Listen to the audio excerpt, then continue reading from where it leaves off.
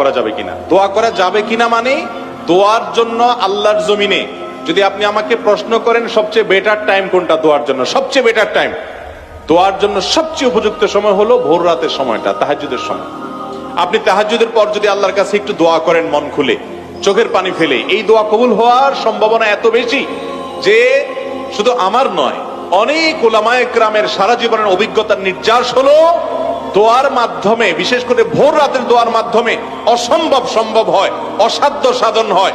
দেয়ালে পিঠ থেকে গেছে, আপনি সেটা থেকে ফিরে আসতে চাচ্ছেন, সেই জায়গা থেকে রিটার্ন করতে চাচ্ছেন। আল্লাহর শপথ করে বলছি, ভোর রাতের দোয়ার চাইতে, তাহাজ্জুদের ওয়াক্তের দোয়ার চাইতে কার্যকর কোন সময় আর দ্বিতীয়টি। এজন্য ভোর রাতে দোয়া করার অভ্যাস করবেন। রমজান মাস আসছে, আমি সবসময় বলি ভাইরে, সারা বছর পারেন না ডিউটির জন্য, ভোর রাতে ঘুমায় থাকেন, বুঝতে পারি, কিন্তু রমজানে তো সাহরি খাওয়ার জন্য উঠেন। অতএব শুধু সাহরি খাওয়ার জন্য না উঠে সাহরি